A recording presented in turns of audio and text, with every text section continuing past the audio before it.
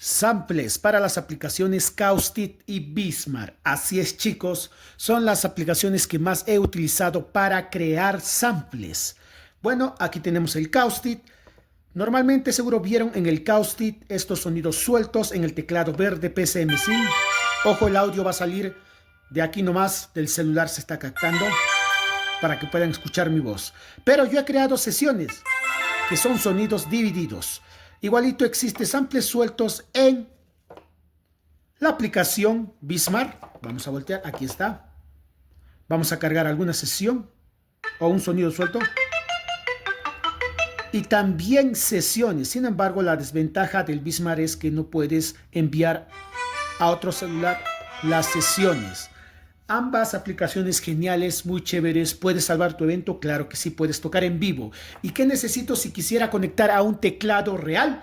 Necesito estos OETGs. Chicos, ¿qué significa? Esto es para que puedas agregar incluso un USB. Alguna forma de comprar es probando con un USB.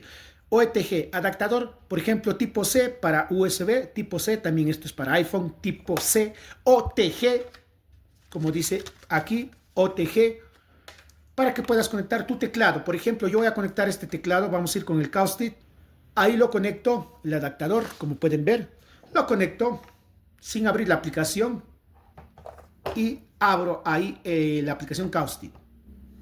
Me dice, ¿deseas permitir que Caustic acceda a Roland Juno Series? Sí. ¿Ven? Suena.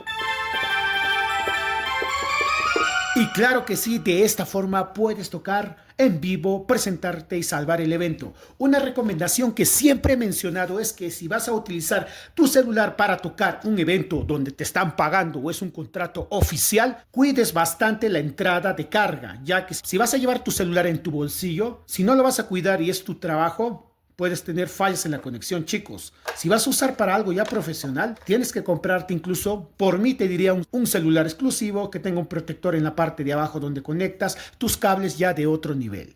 Samples en oferta, claro que sí, de cumbia y guayno. Aprovechen las personas que me hablen después de ver este video. Les voy a dejar literalmente a mitad de precio, pero tienes que decirme, estoy viniendo de este video, quiero saber a cuánto están los samples para celular y te lo remato. Saludos.